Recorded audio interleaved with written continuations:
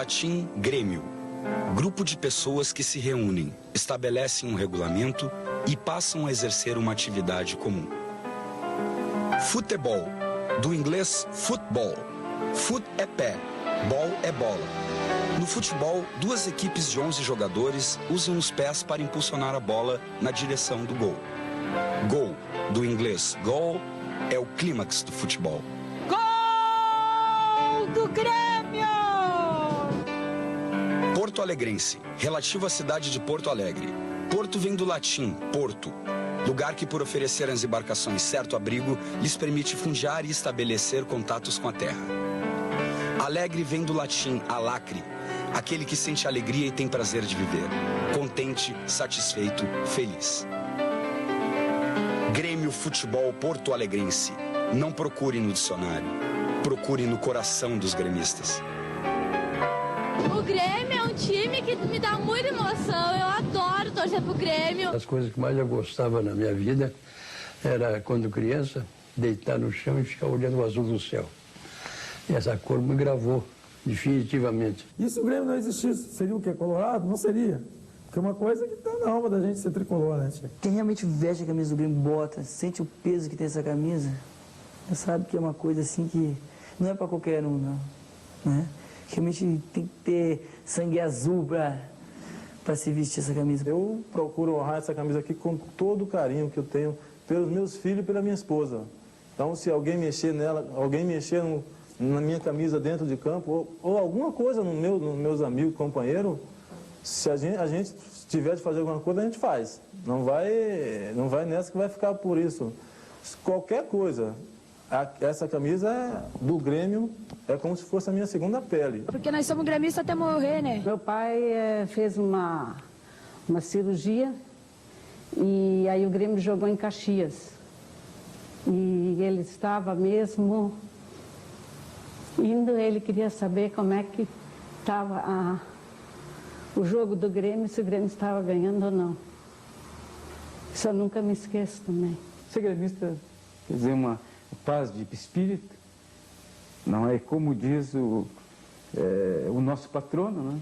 Ser gremista é uma questão de religião. É assim, não tem explicação, é uma coisa que vem de dentro. Se não tivesse o Grêmio, bom, eu não sei o que seria de mim, não. Ia ter que viver do mesmo jeito, mas não ia ter aquele sabor. Não tem coisa melhor do que o Grêmio. Se não tivesse o Grêmio no mundo, acho que não ia torcer para nenhum time. Imaginar a vida sem o Grêmio, não sei imaginar. É o maior clube do mundo. E as pessoas às vezes me perguntam, por que o maior clube do mundo? Se existe o Barcelona, o Real Madrid, o Milan. Porque o Grêmio não dispõe das condições que esses clubes dispõem para sobreviver e para fazer futebol e para ser o clube que é. O Grêmio é tudo. Eu amo muito o Grêmio, só isso que eu sei. O time do meu coração é a coisa que eu mais amo. Aqui, ó. Essa paixão começou no dia 15 de setembro de 1903, num hotel do centro de Porto Alegre. Eram 32 rapazes dispostos a praticar um esporte novo, surgido na Europa no final do século XIX. Para criar o Grêmio, eles precisaram apenas de uma ata de fundação e de um precioso objeto esférico feito de couro costurado à mão. A bola, trazida de São Paulo pelo comerciante Cândido Dias da Silva.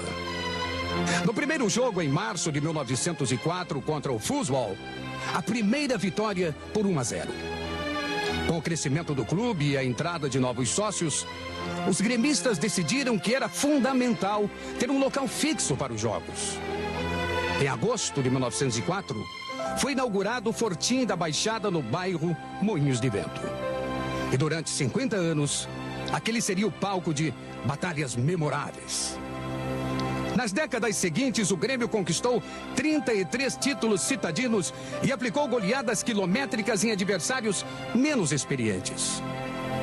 Em julho de 1909, o Grêmio entrou em campo para enfrentar um clube recém-fundado de uniforme vermelho e pose de desafiante.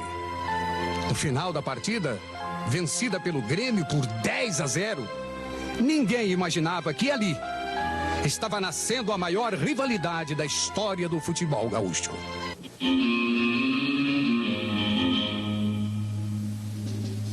Você sabe, não há lugar para dois pistoleiros na mesma cidade. E para se resolver quem é o melhor, não bastam palavras e ameaças. Quando as vozes se calam, as armas preparam os seus discursos. E os homens precisam ser homens.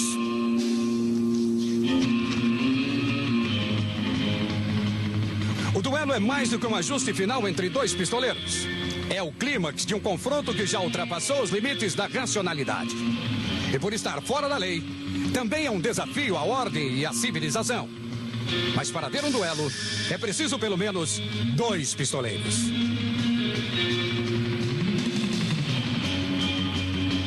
O que seria dos heróis sem os vilões? O que fariam os mocinhos sem os bandidos? Como seriam tediosas as longas tardes de domingo se finalmente não surgisse desafiador o pistoleiro mais malvado do Velho Sul?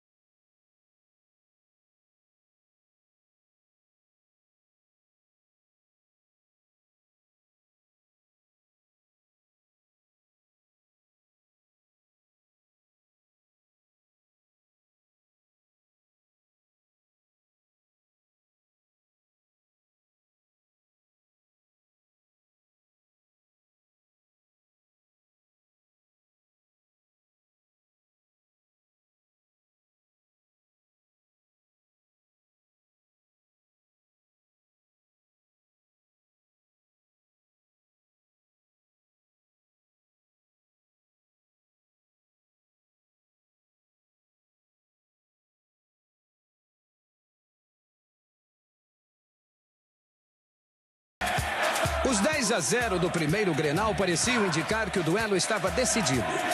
Mas ele estava apenas começando.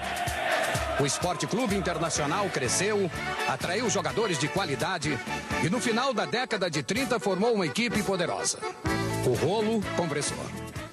O Nacional dominava o ambiente em Porto Alegre, porque admitia negros no time, o Grêmio não admitia. Os velhos conselheiros do Grêmio, de origem alemã especialmente, não aceitavam a ideia. Minha geração foi o Fortinho da Baixada, foi um estádio que mais nós perdemos e ganhamos. Naquela época era difícil encontrar quem aceitasse a presidência. E eu estou passando pela Rua da Praia, na Vila Borja, aliás, 3 horas da tarde, e encontro 3 companheiros daqueles batalhadores de todas as épocas. O que estão fazendo? Estamos à procura de alguém que aceite a presidência do Grêmio. Aceite a palavra. A presidência do Grêmio. Eu digo, está resolvido, está aqui. E eu digo, mas eu vou dar minha plataforma de governo aí, o negócio, como é que eu vou fazer? Eu assumo um dia, no domingo seguinte eu vou à Várzea e contrato um jogador. Não melhora. Eu vou contratar o mais preto. E no outro domingo eu faço um amistoso no Grêmio e inauguro o crioulo lá. Essa é... Mas aí vou dizer assim, diz o Mário Mordente, aí o Conselho Diretivo se reúne e te põe na rua. Mas o Grêmio já era muito maior do que o preconceito. A resistência da velha guarda acabou vencida, com a participação decisiva de um jovem que anos depois seria escolhido patrono do clube. botei negros, botei judeus, botei tudo que era raça que tinha em Porto Alegre, fiz entrar para o Conselho do Grêmio. E tornei um Conselho Popular. Né? Tesourinho entrou para a história e o Grêmio acabou com o preconceito racial. Contudo, uma dúvida terrível persistia na Baixada. Como a torcida receberia um negro? Quando o Tesourinho chegou, o pavilhão estava cheio, aquele pavilhãozinho do Grêmio, e tinha metade que vai e a metade que aplaude. Cada um regimentou. Mas nós sabemos que a diferença entre a vai e o aplauso é o fio de linha, né? A gente fez um treino, bota um perna de pau marcando ele, porque o neguinho está ruim de perna. Ele pegou a primeira bola, ele ainda jogava a partida de futebol, driblou lá, fez um golo, aí acabou. Futebol legal, foi golo, o resto é conversa. Cada vez mais popular, com uma torcida crescente que há muito não cabia nas arquibancadas da Baixada, o Grêmio decidiu construir um estádio com o tamanho de suas glórias. Ao inaugurar o Estádio Olímpico em 1954, o Grêmio iniciava uma nova era, cheia de vitórias regionais, e ampliava seus horizontes buscando adversários do centro do país e até do exterior. O maior herói desse período foi um zagueiro alto e forte, de técnica apurada, trocado com o Força e Luz pelo antigo pavilhão social da Baixada. A gente só deu o pontapé inicial porque realmente o Grêmio estava, em relação a futebol nacional, não era conhecido. E a gente fez muitos jogos aqui em Porto Alegre e vinha a seleção da Europa, como a Rússia, veio também a Argentina, né, o pessoal do Uruguai, e a gente tem a honra de dizer que não perdemos partida nenhuma para esse pessoal de fora, então a gente já deu o início para ser respeitado. Respeitado fora do Rio Grande do Sul, o Grêmio também obteve uma supremacia quase absoluta nos torneios estaduais. Em 13 anos, entre 56 e 68, o Grêmio ganhou 12 gauchões. Interrompemos nossa programação para a apresentação do horário político gratuito. Assista a seguir a continuação do vídeo Grêmio, Coração e Raça. Estamos aqui para denunciar a forma com que nossos adversários estão agindo, por medo, é claro, da vitória que se avizinha em nosso caminho. Mas os simpatizantes da nossa causa já estão vacinados contra isso. Não permitiremos que nada interfira na nossa vitória, que, como sempre, será conquistada com a força e a garra que todo o Rio Grande já conhece. Esse denuncismo vazio, esse discurso velho, ultrapassado, já não cabe mais no Brasil moderno. Eles sabem que o povo já escolheu o melhor. Eles sabem que na hora de decidir pesa muito a tradição. Por isso, essa vitória será de todos nós, que acreditamos que é possível, sim, levar essa disputa num plano elevado, civilizado, mas, sobretudo, de respeito ao cidadão. É importante a participação de cada um de vocês. Passou o tempo de ficar em casa e simplesmente esperar a vitória. Temos que sair às ruas e demonstrar quem manda nesta cidade, neste estado e neste país. Não temos medo de ninguém. Se eles vão para as ruas, nós também vamos invadir a cidade com as nossas bandeiras e a nossa paixão. Ninguém vai ganhar no grito. Nessa terra gaúcha, vence quem é mais forte e mais capaz. Tu conheces os nossos adversários, cheios de provocações e de discursos gratuitos. Mas tu sabes que as ações valem mais que simples palavras. Acabou o tempo da demagogia. Agora é a hora de provar quem tem alma copeira, quem é capaz de dar uma resposta forte no momento da decisão. Vamos lá, torcedor gremista. Tu sabes que o Grêmio vai arrasar com eles. A nossa vitória depende de ti, da tua vibração, da tua garra. O mundo é azul. O Grêmio é o maior.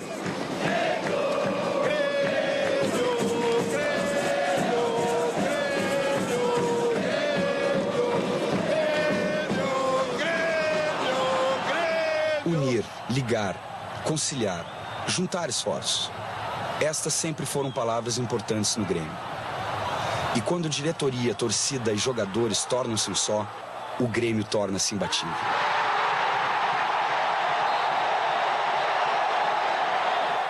Aqui no Grêmio é diferente. Talvez por isso que a gente consegue ganhar essas coisas. Porque o nosso time, nós sabemos que não é um time bom, melhor do mundo. Mas para ganhar da gente tem que ralar. Ralar muito porque enquanto o juiz não apita, nós não nos entregamos. Então, há uma união muito grande. Essa coisa de cada um cumprir a sua parte, poder juntar, o grupo solidariamente começa a cobrar de si mesmo. A gente, quando começa um trabalho, nesse período de começo do ano, a gente já bota, gente, o nosso grupo tem que ser fechado, tem que ser unido, e não vai ser só nas alegrias, não, nossas vitórias, nossas conquistas. Nós temos que ser unidos, principalmente, nas nossas derrotas. Porque é ali que nós temos que mostrar, passar força para o outro para poder se reerguer de novo de uma derrota. Pegam os torcedores, incrível, os torcedores do Grêmio hoje, uma mentalidade espetacular, uma gurizada sensacional, que eu acompanho ali, eu vejo a vibração deles nas cadeiras, é uma coisa incrível. A estrutura que o Grêmio que os outros times do Brasil não têm, ele só tem que ter paixão em jogar com o Grêmio. Quem vive os momentos que antecedem um jogo, quem vive aquele ambiente dos momentos que sai da concentração, vai para o vestiário e vê o espírito do jogador do Grêmio, chega a ser comovente. Chega a ser comovente. Tu sai com a certeza de que não vai perder de jeito nenhum. Inclusive o Dr. Luiz Carlos não gostava de participar de reuniões, ele gostava de ficar ali e de trabalhar junto conosco e de dividir a responsabilidade e de chorar, de brigar, de invadir campo, se fosse o caso. Quer dizer, esse sentimento é um sentimento mais de torcedor do que de dirigente. E o Dr. Fábio também. O Dr. Fábio descia o vestiário e brincava com os jogadores, e ia na banheira, sentava ali perto da banheira, conversava com o pessoal. Eu aprendi a gostar mesmo do Grêmio a partir do momento que eu comecei a conviver muito com o Cacalo. Isso é um fenômeno à parte dentro do Grêmio, né? Porque todos nós, e eles veem também, que nós nos doamos para o Grêmio. Então, se à medida que os dirigentes, os profissionais que os comandam, no caso o treinador, preparador físico, outros, têm essa dedicação, têm essa doação, o que resta para o atleta? Mas ele tem que ter esse temperamento vencedor, esse temperamento de doação também. Então era sempre junto, nunca teve esse fanatismo de, eu quero ser o melhor. Não, para um ser melhor, tem que todos estar bem, senão não adianta. Nos corredores e quartos da concentração, muito longe da família e perto demais de seus companheiros, os jogadores gremistas colocam essa união à prova todos os dias. É ali, num cenário ideal para fofocas, brigas e vaidades, que se forja a personalidade de um time de futebol. O Grêmio tem isso de positivo, né? Tem jogadores que sobressaem mais que os outros, mas dentro de campo todo mundo puxa para o mesmo lado, e fora de campo também não existe aquela vaidade, é todo mundo desprendido de vaidades. E isso eu acredito que seja, né, um fator fundamental para essas conquistas aí. Eles brincam muito, eles têm apelidos aí, e tá sempre um com o outro aí. Qualquer coisa, qualquer erro que você cometa aqui é muito comentado, satirizado, né? O ambiente é bom, o ambiente não é pesado, o ambiente é leve, mesmo porque há liberdade, eles podem sair, às vezes vem família aqui, conversa com eles. Não é uma prisão isso aqui. Isso aqui é apenas uma forma da gente reunir, né, forças, né, para se dedicar melhor ao jogo. E qual é o teu apelido, Evaristo? Eu devo ter, mas não conheço, porque eles não me dizem, evidentemente, né? Mas deve ser Robert Redford, uma coisa assim. Além das brincadeiras, a rotina da concentração é preenchida com sessões de vídeo e programas esportivos na TV, palestras do treinador, refeições com cardápio controlado por nutricionista e jogos de cartas. O mais popular chama-se peteleco. As regras são simples. Tem que formar 21, daí sai. Aí ficam os outros para ver quem vai tomar no final, né? Depois que todos saem, o último jogador recebe um castigo especial, o peteleco. Vai lá, Ricardo, vai. Ai! Ah! É só quando o Dinho bate, né? Aí sim, né? Assim, quando ele bate, machuca bastante, que é muito forte, né? Quando saem da concentração e entram em campo, os jogadores do Grêmio encontram o elo mais importante da união tricolor, a torcida. Ela também se concentrou, ensaiou, vestiu a camiseta e está preparada para pegar junto. sou gremista. A torcida do Grêmio, ainda em festa pela conquista inédita do hepta de 1968, costumava chamar o estádio em construção do Internacional de Boia Cativa. Mas quando o Beira-Rio foi inaugurado em 69, também se inaugurava uma nova fase no futebol gaúcho. Antigamente existia isso e a rivalidade era maior ainda porque era confronto direto só. E aquilo resolvia. O título do Rio Grande do Sul era o título para os dois. O gremista, quando ganha, se lembra do Colorado. Ele ganha para dar flauta no Colorado e a vice-versa é verdadeira. Mas eu não tenho nada a ver com o Inter. Eu quero que o Inter esteja sempre embaixo do Grêmio. A rivalidade gaúcha é fundamental, é do futebol a disputa. E é preciso ter. Não adianta esse negócio de Internacional estar liquidado, ou o Grêmio, quando a fase é uma do outro da gangorra. Na verdade, a rivalidade é necessária, até para o nosso espírito gaúcho, até para a coisa do dia a dia nosso. Eu não posso ver vermelho, eu seco. Claro que sempre que der para dar uma secadinha, a gente dá uma secadinha. Mas eu estou muito mais preocupado com as vitórias do Grêmio, até porque eu não quero de novo ser pretensioso. Eu acho que o Grêmio hoje atingiu um outro estágio muito superior a todos os outros clubes nacionais. O Internacional vinha como vitorioso até 76 e o corte feito nas suas vitórias em 77. Então nós sentimos que quando nós íamos jogar no Beira-Rio, que já é um estádio pronto, os nossos jogadores se aplastavam. Então eu digo, não, isso aí não é possível. E no dia 20 de março de 1977, quando eu completar meu dia de aniversário, nós iniciamos as obras do Olímpico, para transformar o Olímpico, que é o Olímpico, no Olímpico Monumental, que é hoje. Tá?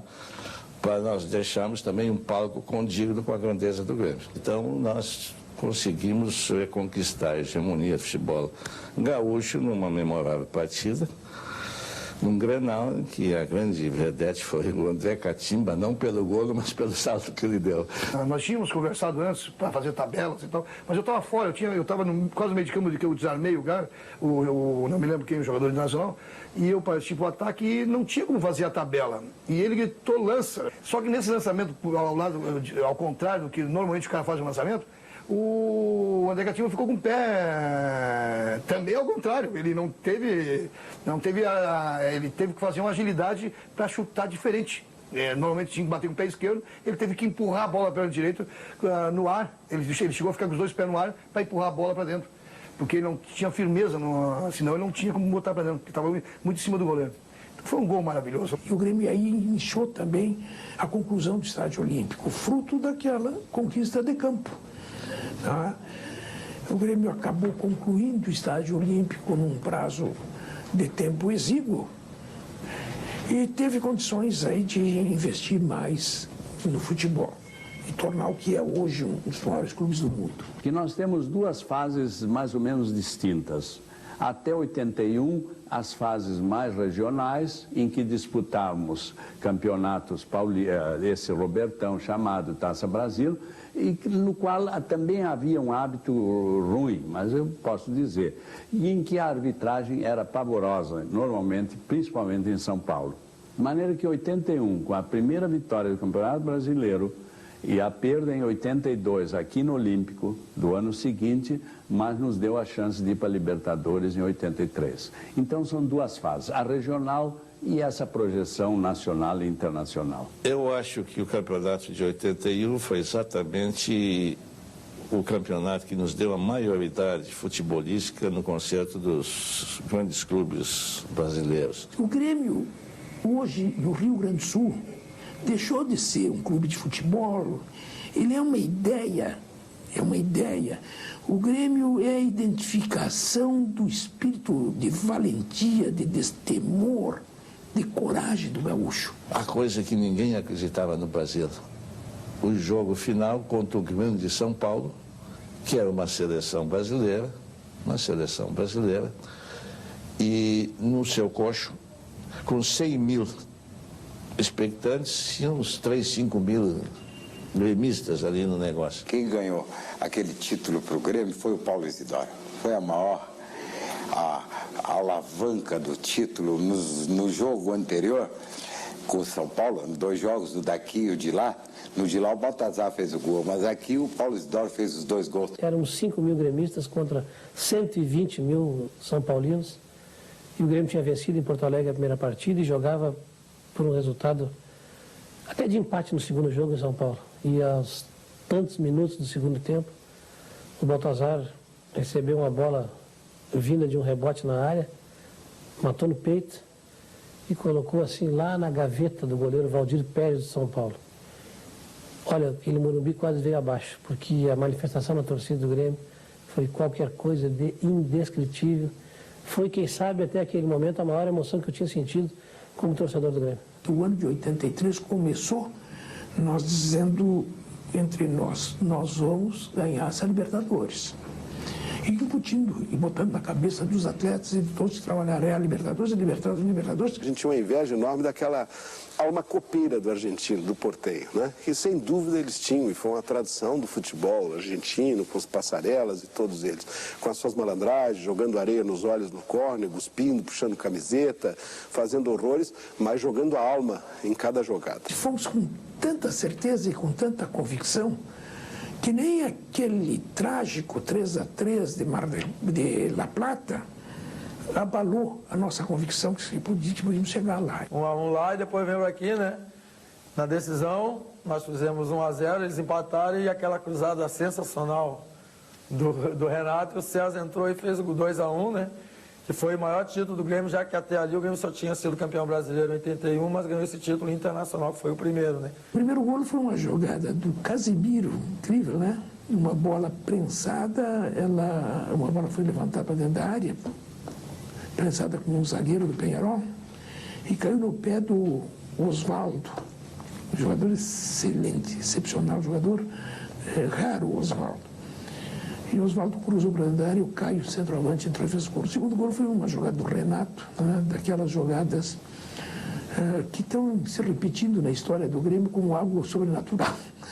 Não é uma jogada de linha de fundo, de balãozinho, em balão para dentro da área, e o César fez o gol de peixinho. Todo o meu concerto neuronal se debruçava sobre a genialidade de um jogador chamado Renato, que talvez tenha sido o maior jogador da história do Grêmio.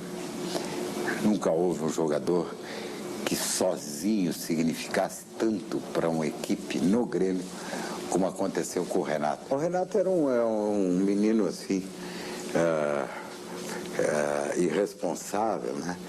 Um traquinas, mas eu conhecia ele assim, mais ou menos intimamente, sabia que por trás daquele jovem deslocado havia um grande coração, um rapaz extraordinário. Poucos dias antes da viagem a Tóquio, eu estou entrando no Estádio Olímpico com o meu carro e o Renato entrou com uma velocidade incondizente, exagerada lá para dentro, e esparramando as crianças que estavam lá. Era um dia de escolinha, um sábado. Um horror. Eu fui para o meu gabinete, telefonei para o Verardi. Seu Verardi, manda um memorando, multa o Renato em 30%, por isso, aquilo, especifica. Uma meia hora depois, disse a minha secretária, pelo telefone: presidente, o Renato aqui quer falar com o senhor. Manda ele entrar. Ele entrou e disse: boa tarde, presidente. Boa tarde. O que é, Renato? Eu não aceito a multa que eu acabo de receber. Não se trata de tu aceitar ou não aceitar. A multa já foi imposta e tu vai pagar, vai ser descontado do teu salário. Então eu prefiro ir embora, prefiro voltar a ser padeiro em Bento. Eu não aceito, então vou voltar a ser padeiro em Bento. Vou tratar da minha rescisão de contrato. Muito bem, Renato. Apertei a campanha investigada, põe o seu Verardi no telefone. O Verardi disse: seu Verardi, seu Renato ainda aí, faça a rescisão do contrato dele. Aí ele ficou surpreso, me olhou e disse: está atendido o teu pedido, pode sair. Saiu o Renato. Saiu o Renato, não demorou 10 minutos. Toca o telefone do vestiário ao Espinosa: presidente, posso falar com o senhor? Sim. Posso levar o Renato? Aí pode. Aí volta o Espinosa com o Renato na minha sala. Aí diz o Espinosa: o Renato quer falar com o senhor, presidente. O que é, Renato? Presidente, esse problema de eu ser padeiro em Bento, eu estou para decidir, mas eu quero lhe ouvir pelo seguinte: o quê? Eu posso pagar essa multa, essa última multa de 30% com o bicho do jogo em Tóquio? Pode. Pode, até porque o bicho vai ser pago antes do salário de dezembro. Vai pagar com o bicho de Tóquio. Tomara. Tá, então eu vou ficar aí, vou a Tóquio. Ao desembarcarmos em Tóquio, a estrela do time do Grêmio era Caju. Nós chegamos a ter, assim, entrevistas ou reuniões, porque lá tudo é formal, onde íamos todos, mas a atração era o Caju. Foi muito tenso o jogo, nós entramos cedo para o estádio, estávamos tentando ensinar o japonês a gritar Grêmio, Grêmio, pelo menos isso. Conseguimos um pouco, né? O Grêmio tinha um jogo ganho até 41 minutos. Eu olhei para o relógio, tinha 33 minutos do segundo tempo, e eu disse assim, para o presidente da Sul-Americana, disse, olha, o Grêmio não vai resistir. Eles vão fazer um gol. Não é possível fazer o que o Grêmio está fazendo. Os zagueiros do Grêmio estão quase sentados no colo do goleiro, está todo mundo lá atrás. E os alemães jogando aquela jogada de força, não é? Aquele ataque em profundidade, bola alta para dentro da área. Não vai aguentar. Olha, uns 5, 6 minutos depois fizeram o gol. Aí fomos para a prorrogação. Na prorrogação de início, o Renato fez o gol. E aí sim, e aí eles se viraram, e agora? Tipo, nunca mais. Nunca mais. O Grêmio é campeão do mundo, nunca mais. É uma coisa que parecia impossível, mas aconteceu. Agora ninguém mais tira o título do Grêmio. Que o De Leon levantou a taça na pista e depois me entregou a taça, eu levantei a taça, eu posei junto com os jogadores. Foi a maior realização minha como cronista esportivo. Foi um momento, assim, de emoção incontida. Chorei em Tóquio, lá tem as minhas lágrimas lá da vitória, né? Graças a Deus. A sequência de vitórias trouxe modificações importantes para o clube. Uma nova geração tricolor, nascida à sombra das conquistas da Libertadores e do Mundial de Tóquio, invadiu o Estádio Olímpico. Mais jovens, mais vibrantes e tão fanáticos quanto os adultos, estes garotos fizeram da torcida gremista uma festa sem fim. Mas uma outra mudança estava para acontecer.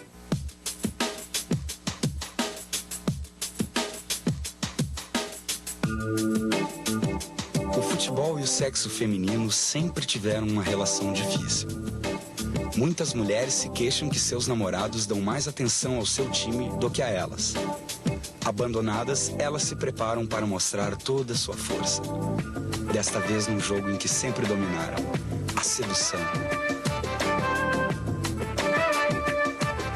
Durante muito tempo, a ideia de que futebol é coisa para macho afastou as mulheres dos estádios. Afinal, como elas conseguiriam resistir às cantadas, aos palavrões, aos homens inconvenientes e mal educados?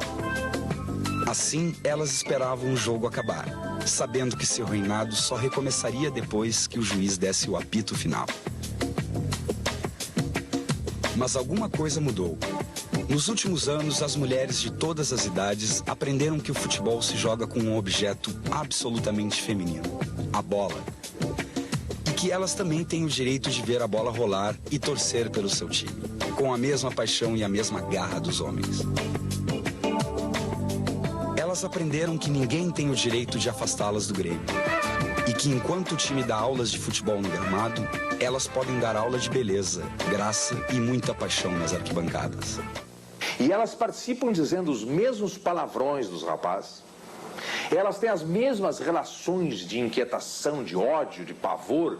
Têm o mesmo partidarismo brutal do torcedor clubista, não é? Tal qual o homem. Ou seja, elas são um torcedor. Eu já digo no masculino, um torcedor. O pessoal aqui é todo mundo amigo e não dá esses negócios assim de ficar mexendo com guria. Aqui é todo mundo igual, todo mundo torce pro Grêmio, todo mundo ama o Grêmio igualmente. Depois do Mundial de Tóquio, o Grêmio reafirmou sua hegemonia no Campeonato Gaúcho e chegou ao hexacampeonato. Mas a essa altura, os sonhos já eram bem maiores. O Grêmio não podia abrir mão de disputar com privilégio nas suas metas a Libertadores. Então a meta foi, quando a Copa do Brasil nós criamos e discutimos no Clube dos 13, a CBF quis fazer, eu imediatamente dei todo o esforço para que fosse feita a Copa do Brasil. Dando o quê? Dando para torná-la atraente, poder a televisão buscar e os clubes quererem esse atrativo, a classificação para disputar a Libertadores.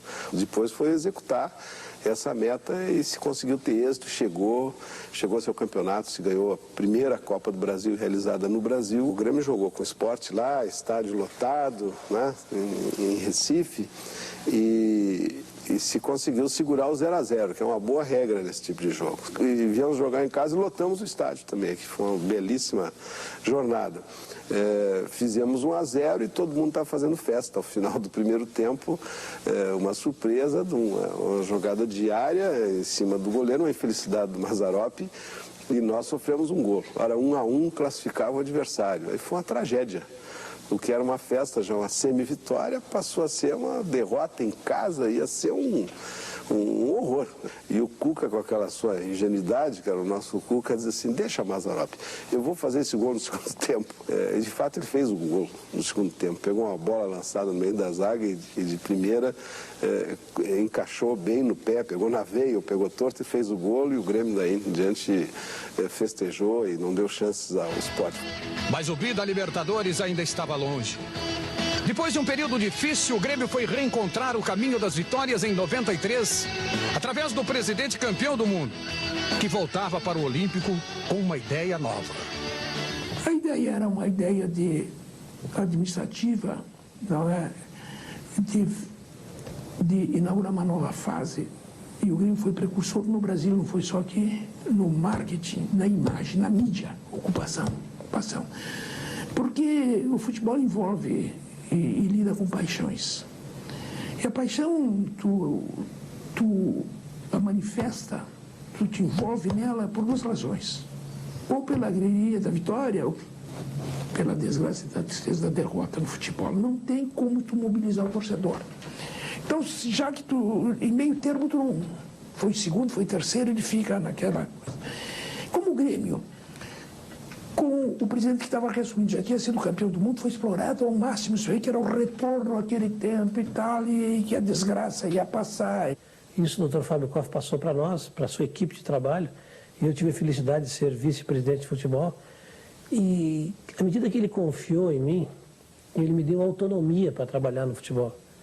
Eu tive possibilidade de fazer contratações, de dar origem a despesas para o departamento de futebol do Grêmio, sempre com a confiança do presidente. E no futebol, com o Cacalo, a concepção de uma equipe competitiva, que se levasse a ideia ao futebol, que o futebol é um esporte coletivo, não vamos contratar o fulano de tal, que é o craque, em torno dele botar 10.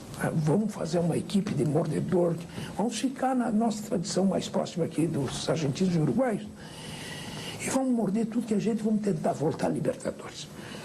Faltava apenas um ingrediente. Um técnico de dentes muito fortes. A gente um dia estava aí almoçando, quando toca o telefone é o seu Verardi. Queria falar contigo, tá tudo bem, coisa boa conversar com o senhor e coisa e tal. Disse, olha, tem uma pessoa que quer falar contigo aqui. E o doutor Luiz Carlos disse, olha, tudo bom? E aí, gringo, tudo bem? Coisa e tal, tudo bem. Pega o teu carro e vem embora que tu é o técnico do Grêmio. O doutor Fábio não me conhecia, nem eu tinha o prazer de ter conhecimento do doutor Fábio como pessoa. A gente ouvia falar do doutor Fábio, mas não esse conhecimento assim, mais profundo. Mas na excursão a gente foi começando a se conhecer. A gente foi trabalhando e com o tempo, uma semana, 15, 20 dias, um mês, mais ou menos foram delineados assim padrões de jogo, padrões que a gente mais ou menos imaginava que uma equipe deveria ter. E implantamos lá no Grêmio, com a liderança do Cacalo, o Felipe, implantamos no Grêmio essa filosofia de futebol que identifica o time do Grêmio em qualquer lugar que se vá, do mundo. Uma ideia de que os atletas tivessem uma performance dentro de campo, que tivessem uma maior identificação com a camisa do Grêmio. Entende? Que o Grêmio fosse representado por seus atletas profissionais, mas que também, dentro desse profissionalismo, sentissem alegria em vestir a camisa do Grêmio. E o Grêmio, sabe, comigo a gente fez um casal perfeito. Eu, graças a Deus, toda vez que eu realmente visto a camisa, eu sinto um orgulho muito grande. Né? Foram atletas, na verdade, escolhidos a dedo por todos nós, num trabalho coletivo, mas que souberam dar resposta por muitas formas, por responsabilidade, por profissionalismo, por dedicação, por amor à camisa, porque vieram, se integraram, se adequaram, se adaptaram à forma de trabalhar do Grêmio e conseguiram grandes vitórias. A primeira delas foi a Copa do Brasil de 94. O Grêmio passou invicto por todos os seus adversários e mais uma vez encontrou uma equipe nordestina na final. Nós jogamos no Ceará, empatamos 0-0 e tivemos chance de gol. Não conseguimos. Quer dizer, como o nosso grupo era um grupo ainda sem a experiência necessária, a gente tinha muito receio ainda aqui. Nós conclamamos o torcedor e o pessoal da imprensa e os jogadores motivados e uma situação totalmente diferente que ninguém esperava. Quer dizer, todo mundo ficou aquela expectativa, mas uma vontade. Logo que nós iniciamos o jogo, nos 3 primeiros minutos, já tinha sido o quê? Uma avalanche em cima do Ceará. O Ceará não tinha nem tocado na bola, o Grêmio já tinha atacado, tinha tido 5 escanteios, era um inferno. Deu o gol. Os melhores anos da minha carreira de futebol, como técnico, e de relacionamento, foram os anos de 95 e 96. Porque aí sim, existia já uma identificação do torcedor para com a equipe que eu dirigia, como jogava essa equipe e como o seu técnico era o representante dessa equipe. Aí existiu essa junção. Aí nós começamos realmente um processo de carinho e de amizade e um processo assim de amor até espetacular. Todo esse amor gerou uma conquista inesquecível, o Bi da Libertadores. Os jogos finais foram contra o Nacional de Medellín. Na primeira partida do Estádio Olímpico, o que parecia uma vitória tranquila por 3-0, foi abalada com um gol do adversário. 3-0, a gente tomou 3-1 e eu brabo no branco, brigando com os jogadores, porque eu sabia que 3-0 dificilmente se reverte um placar de 3-0. Agora, 3-1, já tomas um gol, fica aquela dúvida. Marca para não tomar o segundo gol ou sai para empatar? Eu lembro que quando entrei no vestiário, entrei brigando, chutando cadeira, brabo com os jogadores e rezamos meio, no final, meio brabo e coisa e tal. E aí a gente vai iniciar o jogo lá. E aos 17 minutos toma o primeiro gol. Meu Deus, a gente ficou com o coração ali. E nós no banco numa ansiedade terrível. E daqui a pouco tivemos chance, não fizemos. E o jogo ia passando e nós olhando para o relógio e o Felipe ia na beira do gramado, voltava, ia eu e voltávamos, revezávamos para não sermos expulsos, né? Até que num lance de velocidade lá a gente tinha substituído, não me lembro quem agora, pelo Alexandre. O Alexandre, num lance de uma bola dividida, subiu e a gente conseguiu o pênalti. Aí era pior do que qualquer outra coisa, porque quando vai bater o pênalti, faltando 10 minutos mais ou menos para terminar o jogo, agora, se se erra esse pênalti, a equipe contrária vai fazer uma avalanche. Se a gente faz o gol, fica tranquilo. Até o momento do Dinho chutar essa bola, porque o Dinho tem uma característica para bater pênalti. É diferente dos outros. O Dinho, depois do juiz apitar, tem mais 15 segundos para ele ficar olhando para a bola, para olhar para o goleiro, para sair para bater o pênalti. Aqueles são os segundos mais terríveis que um técnico passa. Pensei primeiramente em fazer o gol, porque é o que todo jogador pensa quando vai para uma batida de pênalti. Eu costumo bater dos dois lados para diversificar. Eu, quando estou treinando, bato, por exemplo, 3 num canto, 3 no outro. Mas geralmente eu tenho um canto que eu bato mais, mas eu bato nos dois cantos. Isso depende do movimento do goleiro e quando eu vou para a bola, eu vou olhando para o goleiro para ver se ele se movimenta. Às vezes não dá tempo eu olhar para ele. Quando eu vou chegando na bola, às vezes o goleiro já saiu e eu não vi ainda. E o Dinho foi, bateu, fez o gol. Aí a gente sabia que ia ser campeão, não tinha mais como fugir. Bom, depois que o Dinho fez o gol, aí foi o que se viu, né? O Rio Grande do Sul literalmente parou. O Rio Grande do Sul é o Grêmio. Hoje está na moda dizer que eu sou gaúcho, porque o Grêmio é o Rio Grande do Sul. O Rio Grande do Sul esperou ansiosamente a partida contra o Ajax em Tóquio. Mas desta vez, a bola não entrou. Nós temos consciência plena dentro do Estádio Olímpico, inclusive correndo riscos no Campeonato Brasileiro. nós fizemos para ganhar do Ajax tudo aquilo que esteve ao nosso alcance. A reação normal de uma torcida que vê seu time perder é a vaia. Mas a identificação dos gremistas com seu time era tamanha que, mesmo depois de uma derrota, eram comuns manifestações de estímulo e solidariedade. O maior momento que a torcida realmente se identificou com o Grêmio, e identificou com a equipe, identificou com todo mundo, foi quando nós perdemos a Copa do Brasil de 95 para o Corinthians, em que a torcida ficou dentro do estádio, 50 mil pessoas cantando o hino do Grêmio. A partir daquele momento, o time do Grêmio nunca mais foi o mesmo. A vibração da torcida foi algo fantástico em todos os momentos dali para frente. Essa vibração empurrou a equipe gremista para mais 2 títulos nacionais. Na decisão do Brasileiro de 96, o adversário foi a Portuguesa. O Grêmio foi a São Paulo e foi derrotado. Jogou com 10, 2-0, um placar difícil de ser revertido. O primeiro jogo nós erramos uns 2, 3 gols, assim, vivos, tivemos jogador expulso, a Portuguesa aproveitou bem, fez 2-0.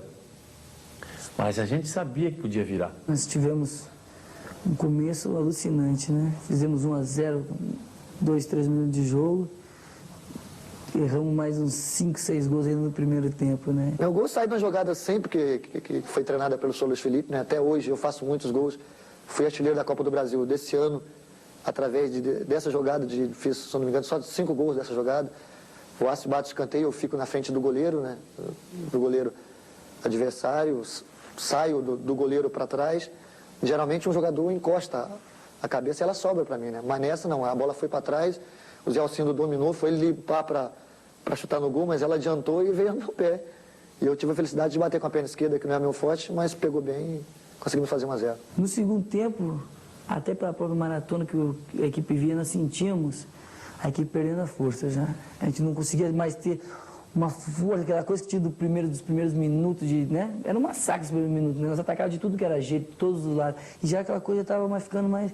E a Portuguesa já começava a controlar a gente, né? Aí houve, né? Aquela coisa do Dinho, né? Eu falei pro Felipe, nós estamos perdendo, nós estamos precisando de ganhar. Coloca o Ailton, tira eu ou tira o Goiano para a gente jogar com mais um atacante.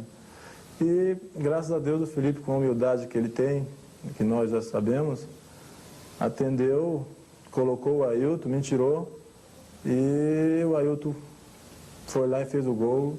Isso aí vai ficar gravado na minha cabeça até quando eu morrer. Então eu pensei, bom, perdido por 1, perdido por 5. O Dinho tem essa situação? Ok. Ailton, tira o Dinho, troca o Goiano de posição, passa o Emerson lá para jogar de segundo homem e vão atacar feito índio aí, ó. Peguei a bola do Mauro Galvão, né? E olhei, e eu vi que o Zé Afonso estava na área, e o professor falou assim, vamos forçar um pouco com o Zé Afonso é jogador alto, escora bem de cabeça, quer dizer, vamos tentar. E eu vi o Zé e consegui lançar a bola, né? E o Zé trombou com o zagueiro e tal, e sobrou para o Ailton aqui. Graças a Deus, aquele gol foi realmente na hora certa. Nem o próprio Ailton também vai esquecer, porque depois do jogo, nós conversando, ele veio, me abraçou, me agradeceu, eu também agradeci a ele. E o próprio Luiz Felipe, depois do jogo, nós choramos juntos, né? Mas foi uma coisa que veio de lá de cima, um homem que... Vai você lá e fala isso para ele. Então, as coisas deram certo, graças a Deus. E surgiu aquele golo feito pela torcida.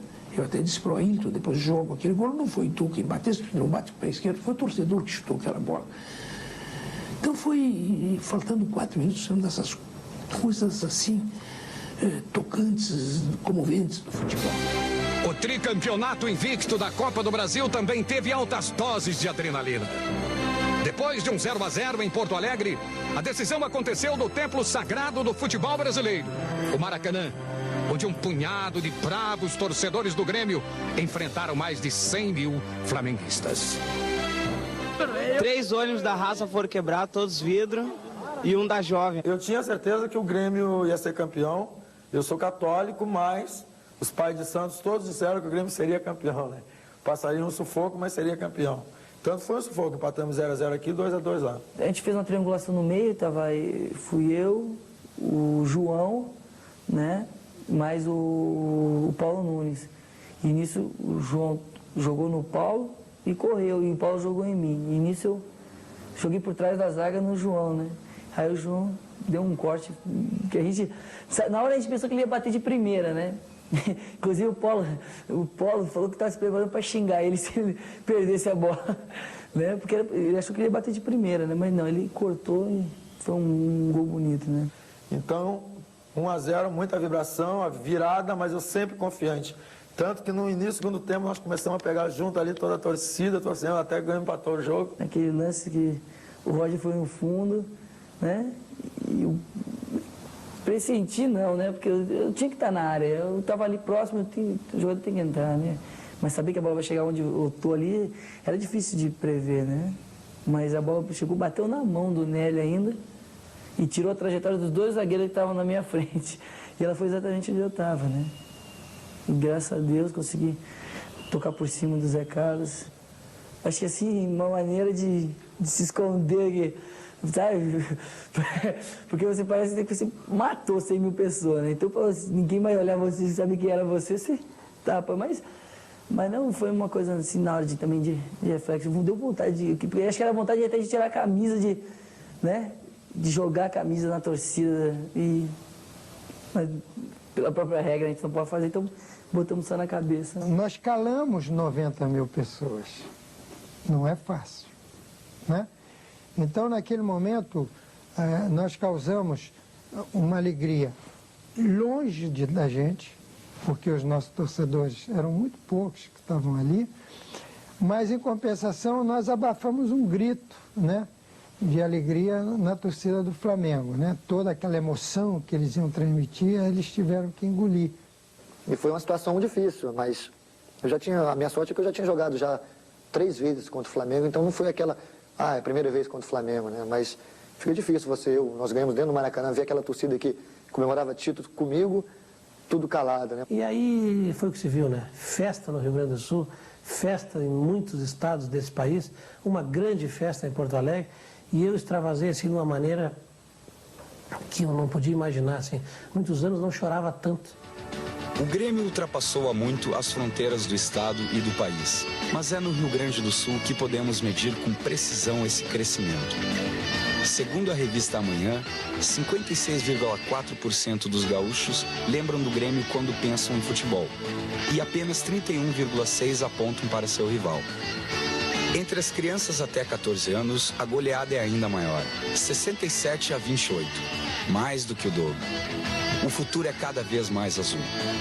O Grêmio sabe disso e trabalha para dar a seus torcedores, através das lojas Grêmio Mania, tudo o que eles possam imaginar. Com uma estrutura que une paixão e profissionalismo, o Grêmio se prepara para comemorar um século de existência, como um dos maiores clubes do mundo. O Grêmio tem sido presença em muitos lugares diferentes. Nós estávamos em Paris, pegamos um táxi e fomos conversando animadamente, como sempre se faz. Havia uma concessão que fôssemos 3 atrás do táxi, quando geralmente eles levam 2 até. E aí o motorista se dirigiu para nós num português de Portugal, perguntando se éramos brasileiros. Sim. Aí perguntou, de onde? Nós dissemos, do Sul. E aí ele sorriu e disse, Grêmio. Quer dizer, isso é uma grife forte, né? Sem dúvida, o Grêmio é um time importante mundialmente. E não sou eu quem diz isto.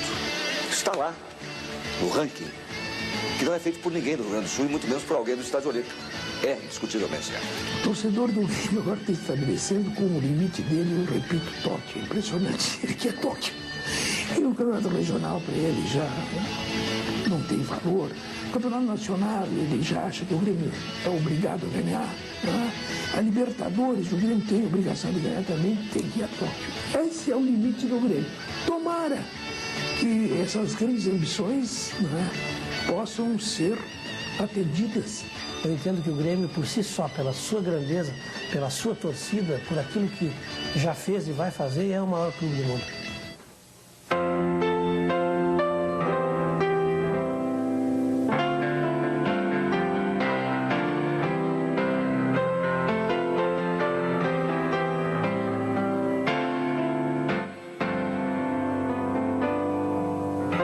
faz pulsar tão forte o coração dessa massa gremista? Como explicar a raça desses jogadores capazes de superar qualquer obstáculo na busca da vitória?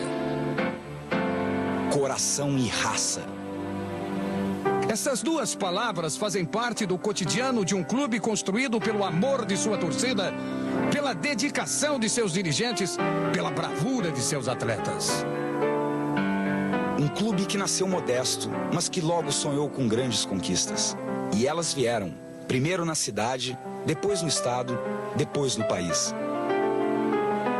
E o Grêmio fincou sua bandeira no coração da América Latina, libertando-se de todas as fronteiras e partindo para a maior de todas as suas glórias. Nada pode ser maior e nada pode ser mais emocionante do que ver o estandarte tricolor tremulando sobre todo o planeta. Nessa vitória e em todas as seguintes, o que falou mais alto foi a união dos gremistas. Porque, acima dos interesses de cada um, está a paixão de todos. Em nome dessa paixão, cada partida é um duelo de vida ou morte. E quando a morte parece inevitável, aí sim é que o Grêmio mostra sua face e recusa-se a aceitar a derrota.